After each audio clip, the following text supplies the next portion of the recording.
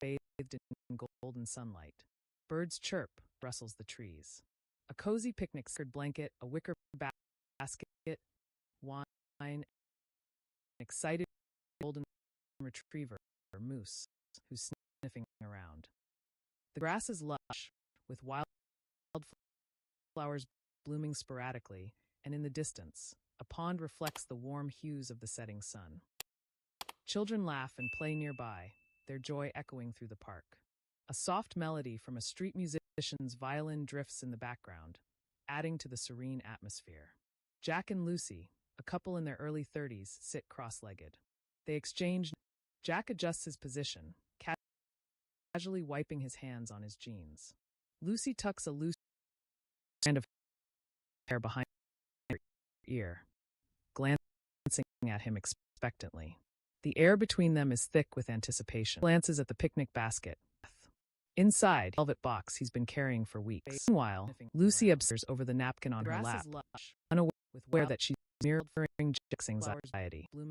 She too has a tiny box in her bag. A butterfly flits between them, momentarily attention. Jack chuckles and points it out, a soft melody from a light violin drifts in the background, about how even nature seems to be conspiring to take the moment perfect. They exchange. Lucy laughs, but her fingers grip her bag a little tighter. They both freeze, their eyes widen as they realize they've interrupted ear. Glance a bird takes flight from a tree. The air between them is thick with anticipation. Glances at the sensing the anticipation in the air. Inside, velvet box. The laughter fades into an while. Lucy observes over the napkin on her lap as they absorb where that just mirroring Jack's anxiety. They both pull out tiny velvet boxes. The exact butterfly flit between them. Momentarily attention. Then Jack chuckled and points it out. They burst into laughter, holding their rings up in disbelief. The setting sun casts a golden glow on their faces, highlighting the joy and astonishment radiating from them. A gust of wind sends a flurry of petals light swirling around them, adding to the dreamlike quality of the moment. Jack opens his box. Inside, a simple yet elegant ring. He gazes at Lucy, his eyes filled with love and warmth. Lucy, overcome with emotion, clutches her own ring box tightly before flipping it open, revealing a ring for Jack. A gentle breeze ruffles their hair, with unshed tears of. They stare at each other, a single leaf drifts unnoticed as she exhales shakily, still smiling. Then, they slip the rings onto each other's fingers, still giggling, still overwhelmed. Just as they lean in for a kiss, Moose decides this is the perfect pounce, sending them tumbling over in a fit of laughter. Moose, wagging wildly, starts licking their faces. His enthusiasm knows no bounds, and he barks playfully, demanding attention. Lucy and Jack try to fend him off, but they're laughing too hard to. The sun continues to set shades of pink and orange across. Nearby, a young couple in a stroller smile at the scene, while an elderly pair on a bench exchange a nostalgic. The entire park seems to share in their happiness. Jack pulls out his phone for a selfie. As he snaps it, Moose jumps in and out, photobombing spectacularly. The camera captures the sheer bliss of the moment. Two of them grinning, cheek flushed, Moose in the center, the happiest of them all. As the evening sets in their picnic, feeding each other bites of fruit and cheese, wine, and reliving their best memories together. They date their funniest mishaps and their shared dreams for the future. Fireflies begin to appear, twinkling tiny stars around them. They take a slow part, hand in hand, with Moose trotting. As they pass a group of street performers, one of them back and calls him over. With some encouragement, he takes the mic and sings a love song dedicated to her, much to the delight of the gathered crowd. Moose is completely enchanted and joins him in a playful wet. By the time they make it back to their spot, the park is nearly empty, the night sky shimmering stars. They lie back on the blanket, gazing up at the constellations, feeling the weight of their new engagement settle in. A warm, beautiful reality. Moose, sensing the serenity of the moment, curls up between them, his tail flicking lazily.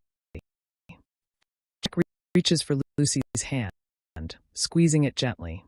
They turn to face each other, sharing a quiet, loving gaze before closing their eyes and savoring the perfect night. One bright afternoon, a man was walking through the forest when he saw 3 animals sitting by a tree. Curious, he asked, "Are you thirsty to come to my home for some water?" The first animal replied, The man said, "No, she's not home yet." The second animal then said, "We cannot enter until she is here." Later that evening, the man's wife returned home, and he told her about the animals. "Ask them to come inside," he said. So the woman went to the animals and invited them. They responded, "We cannot all come together." "Why not?" she asked. The first animal said, "I am peace." The second said, "I am happiness." The third said, "I am friendship." Turned to her husband and asked, "Which one should we invite?" The husband said, "Peace." She said, "Call happiness." They said, "Invite friendship, so our home will be full of warmth." They agreed and called friendship. As they waited, the other two animals followed. The woman asked, "Why are you here?" They smiled and said, "Where there is friendship, peace, and happiness follow." In a small, humble home, Anna worked tirelessly for her daughter Lily.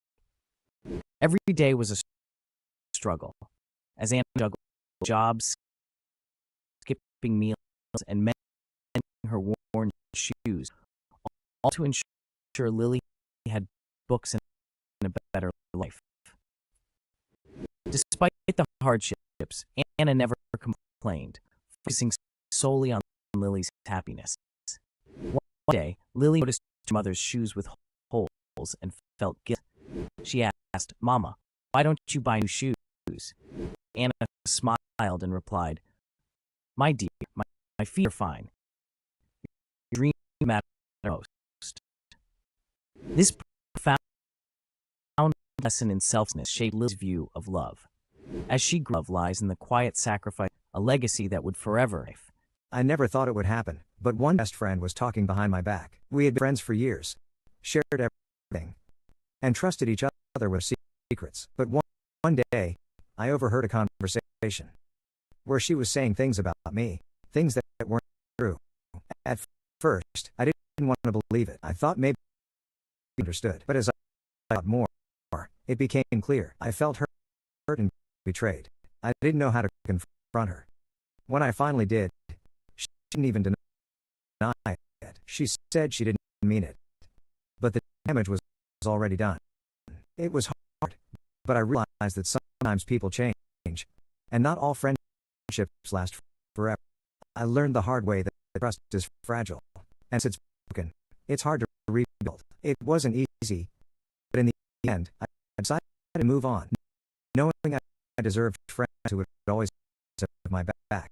Once upon a time, there was a young boy who loved to show off in front of his friends. He would often brag about his achievements, belittling others to make himself feel important. No one ever said anything, because they feared he would mock them. One day, he was Prince's office. He entered the room. He saw his parents sitting there. The prince, "That's why he is being suspended," turned to him and said, "Go work about this later." Feeling his parents would fix it, he went to the car and waited. When they got in the car, His father turned to him and said, "Don't worry, son, school tomorrow." The next morning, he arrived at school.